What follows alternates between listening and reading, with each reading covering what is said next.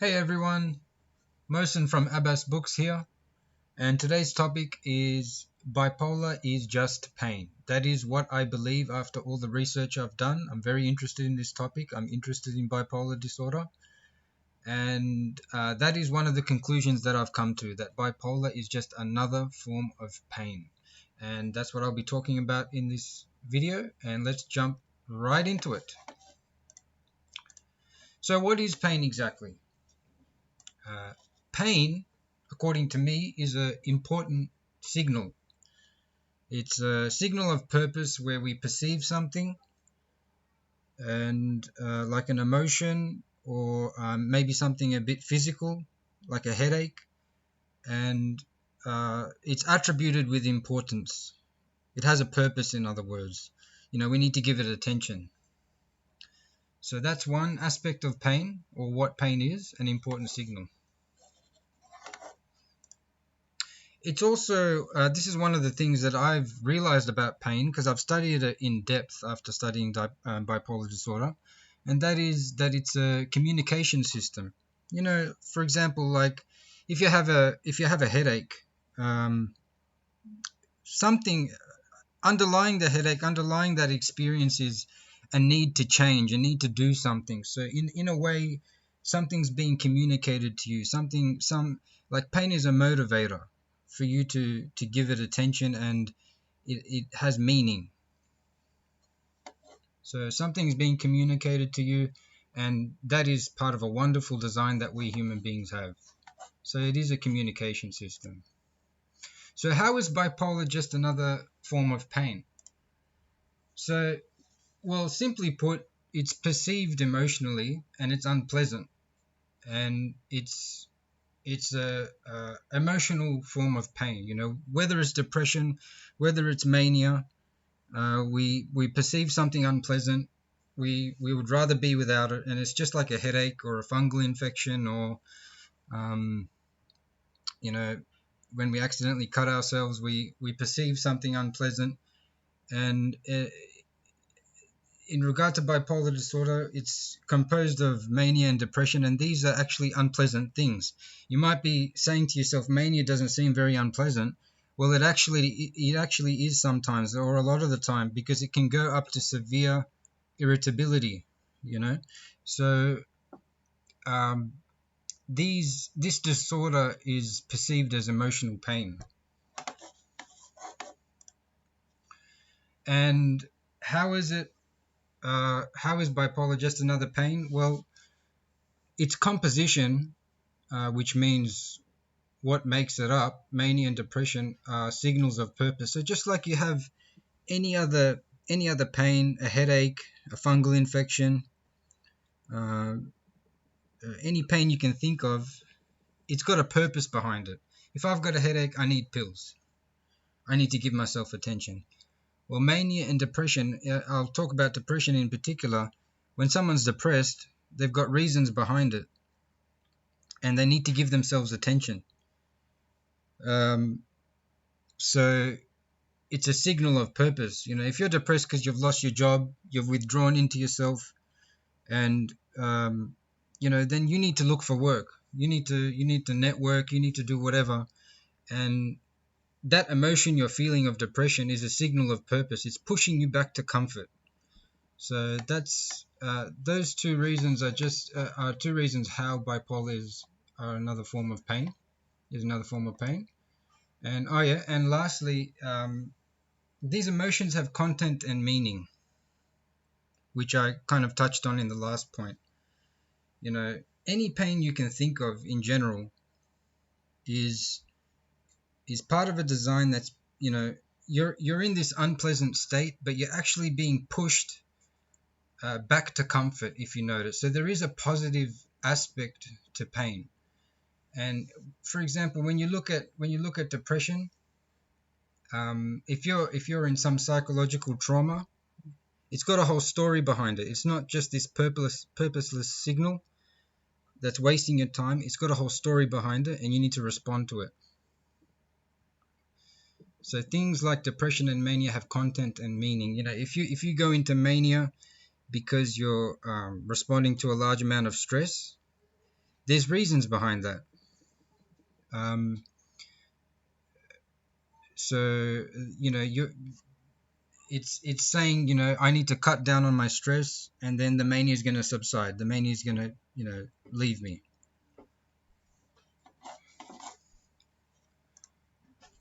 And lastly, how is bipolar just another form of pain? It arouses attention towards the host being the person who's feeling the pain.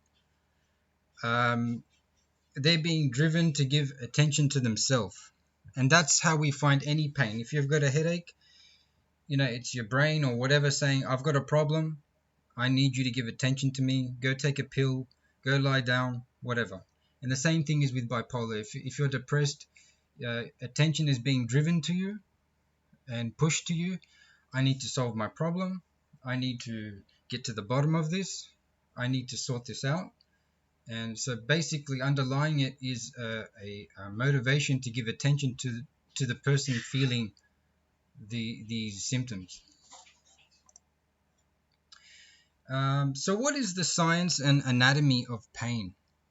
When if I say bipolar is pain, what is exactly the science and anatomy of pain? And what I'm about to show you is something that I thought after, I think maybe a year of contemplation. I came up with something I call the pain class abstraction. And maybe it's a bit mathematical, maybe just generally scientific, but I got the idea from computing science. And what you see here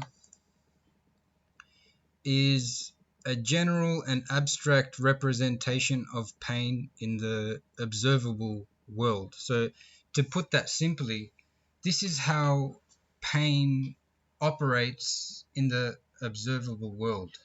Whatever pain you're experiencing or someone is experiencing, it will inherit from what you see on the screen. So every pain has an initiator. If you go into a phase of depression, for example, let's be specific about bipolar, your depressive phase had an initiator. Or if you have a headache,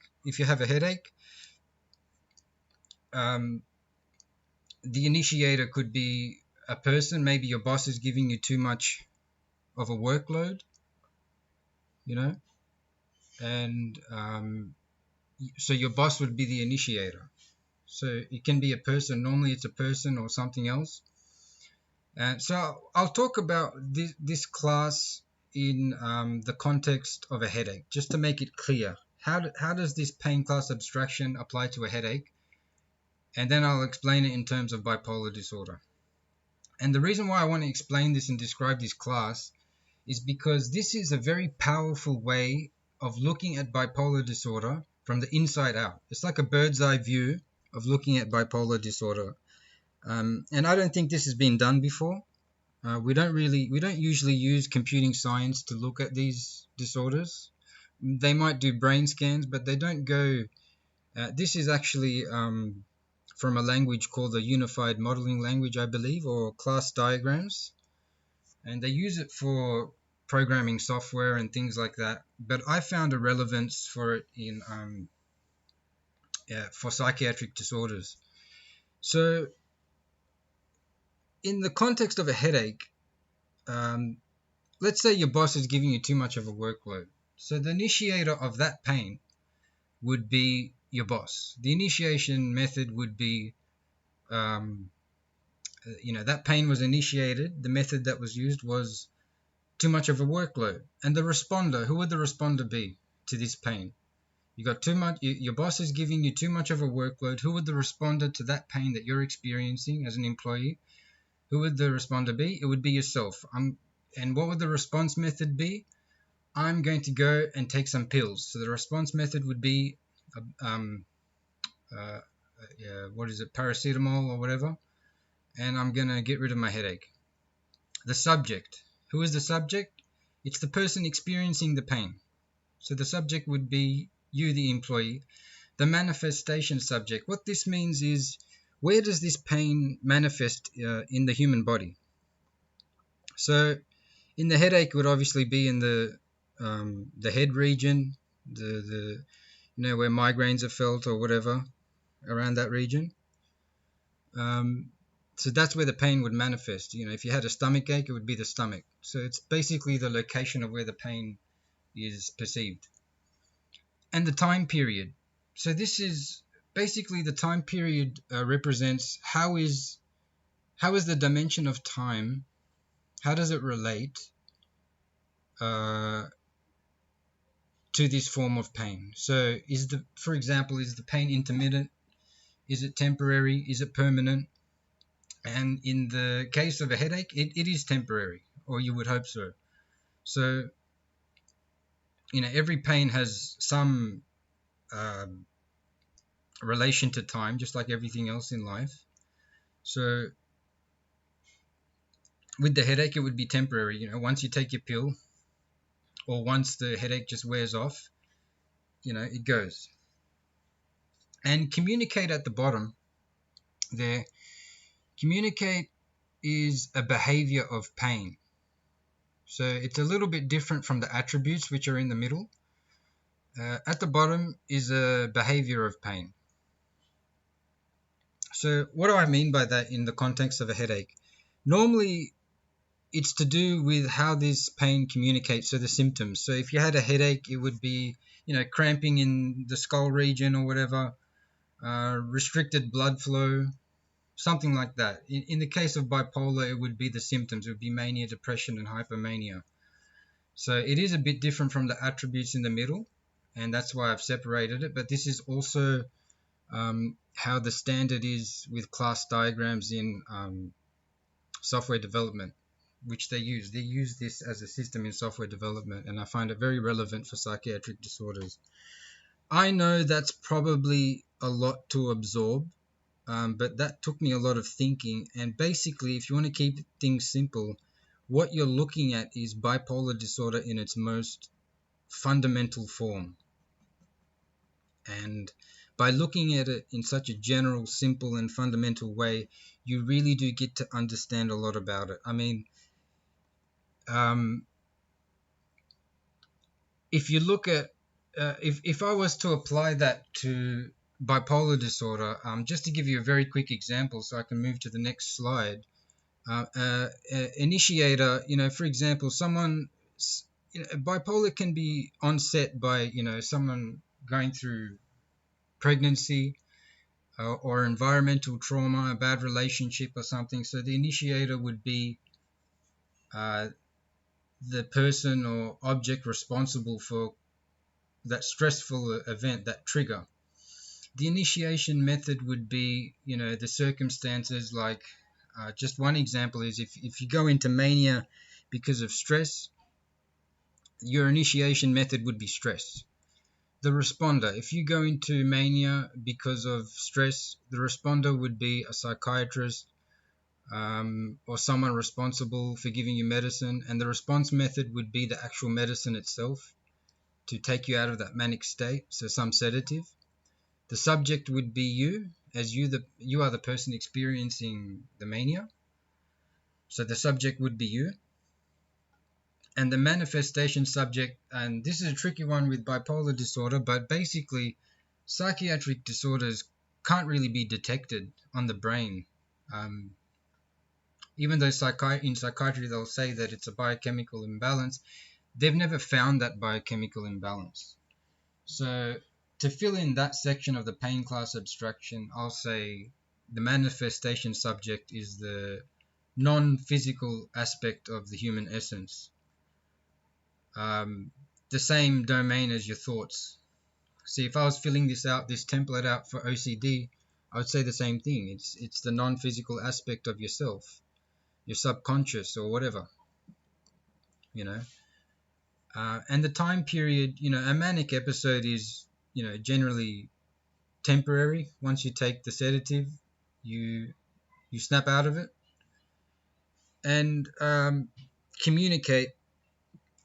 Well, this is again, how does bipolar communicate? It communicates through the symptoms, so mania and depression. I was being specific about a manic episode in this example, so the communicate behavior would specifically be mania itself.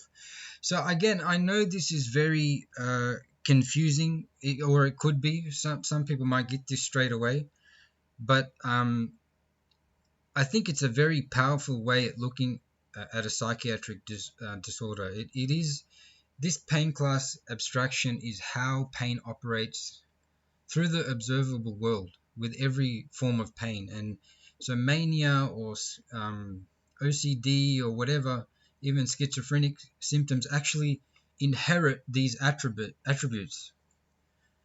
And that is basically the science and anatomy of pain. And bipolar relates to this abstraction obviously and naturally. And it is very useful to look at bipolar disorder and its nature by comparing it with this class. Now, I won't bore you with this part of the video anymore. We'll move on. Interesting facts about curability. So one of the things I study and am very interested in is bipolar really that incurable? It's something I've become very interested in since being diagnosed roughly 10 years ago. And here are some points regarding that I thought I would share. Number one, it can't be detected. Bipolar disorder can't be detected anywhere in the body. And that's been the case for maybe 200 years. They've been studying bodily fluids, and not only for bipolar, but for other disorders as well. And they've been studying, this is an ongoing thing, and it'll probably never end by the people who have that psychology that it is an issue of something physical. But regardless, this can't be detected. They've been using brain scans, MRIs, CT scans, or whatever, and they haven't found anything, and they're not going to find anything, because I mean, when you think about it, if you look at the diagnostic criteria for major depression, I think it was only 2 weeks you have to be you have to meet some of the criteria, and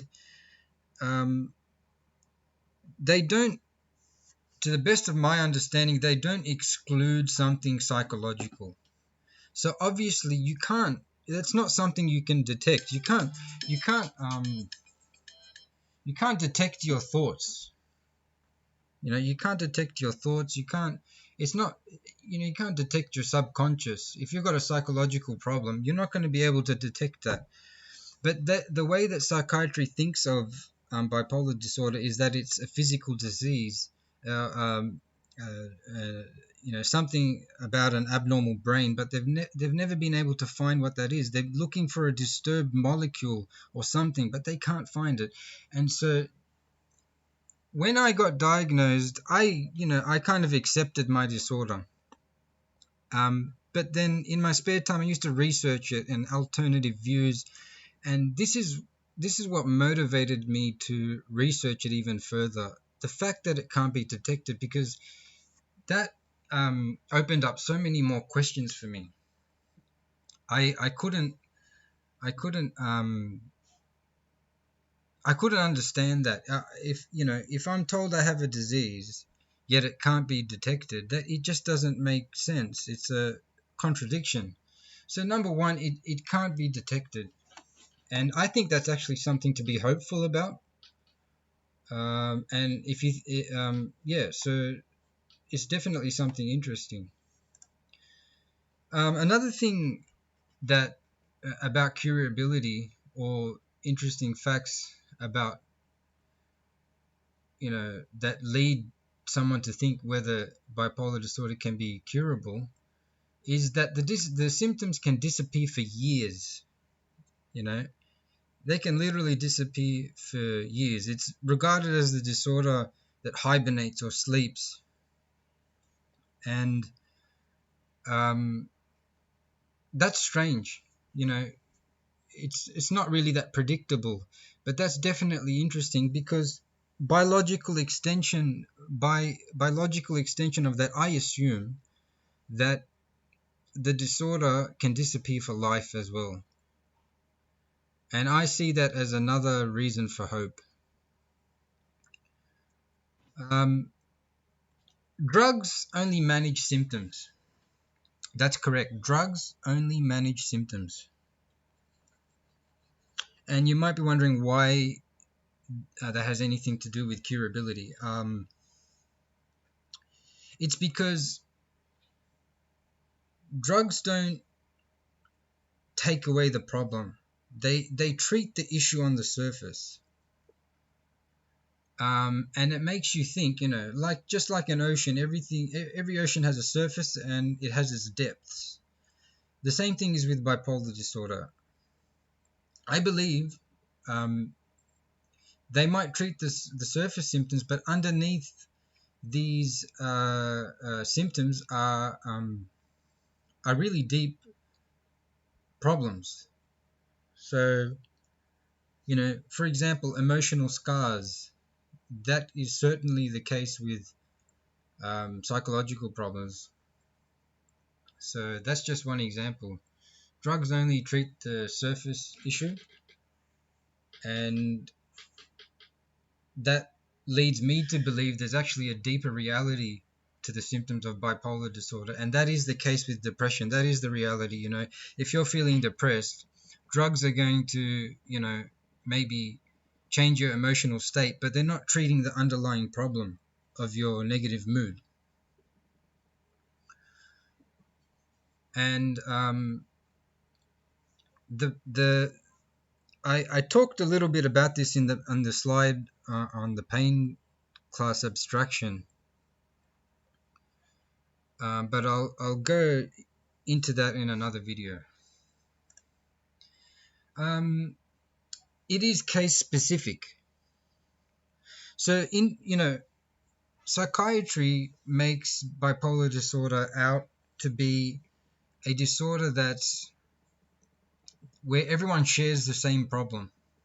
Everyone gets the same drugs, but the reality is everyone with this disorder experiences it in their own unique way. Some people may have an episode once in a while. Some people may have an episode very often. Some people may have an episode that's not that severe. You got hypomania and lower forms of depression, and then you got the severe ones. Some people have the symptoms sleep for years.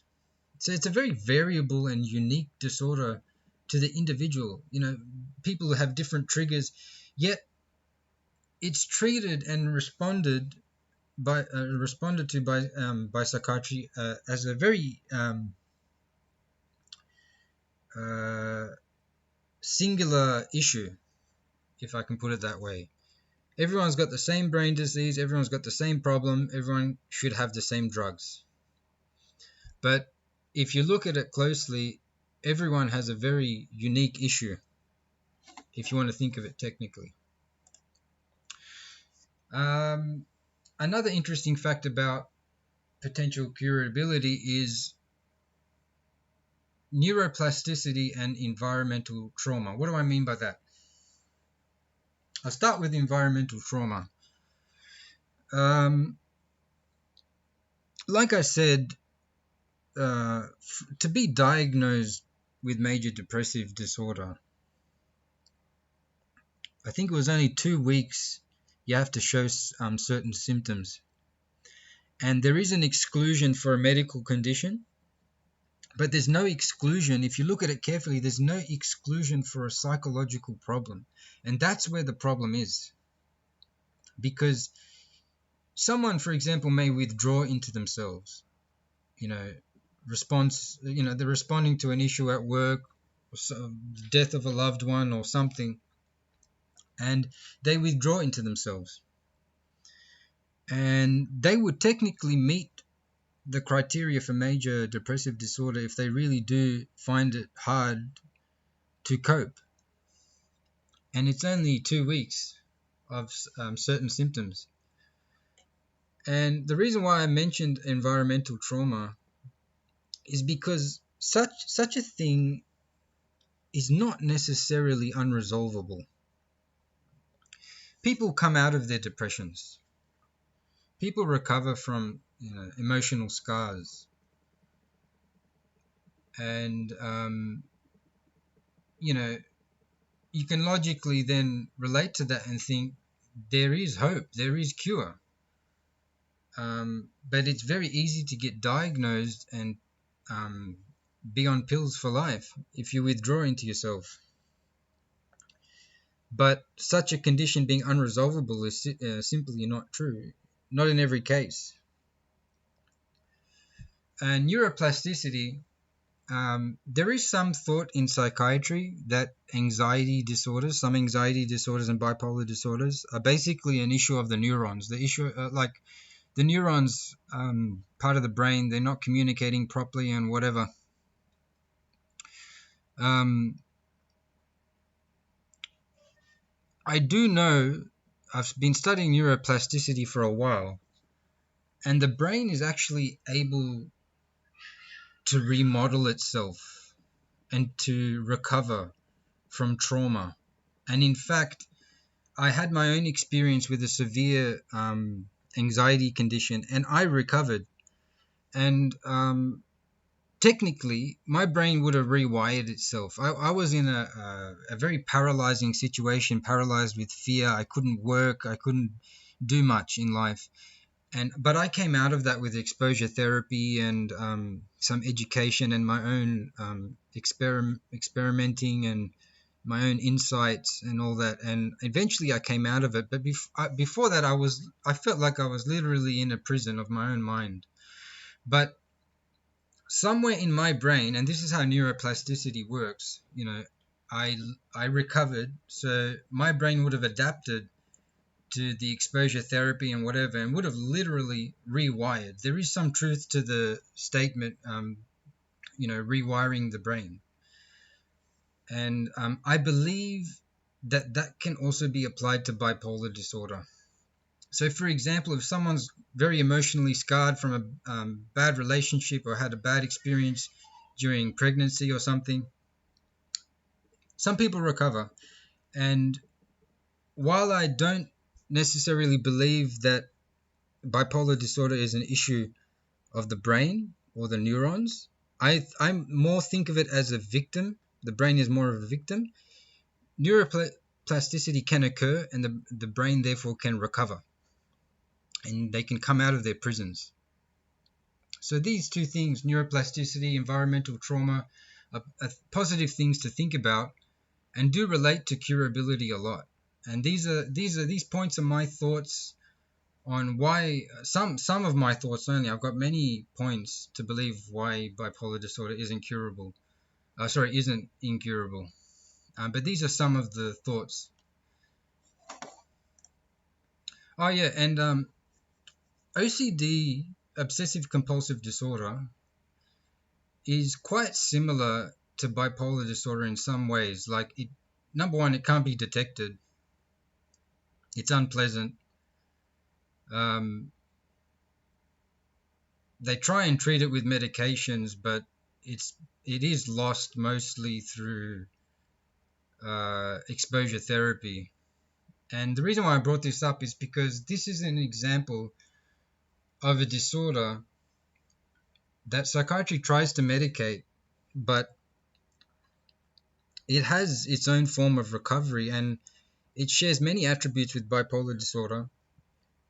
And there's something to learn from that. And that is that, if so many attributes of OCD are recoverable, then why can't bipolar disorder share that same fate? And yeah, and this is where I'd like to just talk about my book. I have a book called A Fresh Look at Bipolar, Is It Really Incurable? Second edition. And that's what it looks like. I've spent quite a bit of time on it. And like I said, bipolar curability is one of my interests, and it's something that I study. in my free time. So I'm just letting everyone know that that book is out there, and I've done a lot of effort into that book. It's on Amazon in Kindle form as an ebook. A link to it and the table of contents is in the description of this video. There's a free sample on Amazon, and that's what you should see on the Amazon page.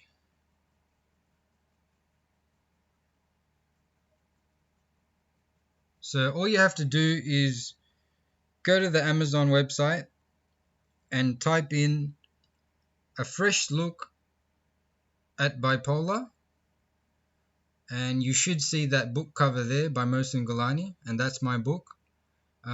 In the US, it's for $1.99. It might be a bit different if you're outside of the US.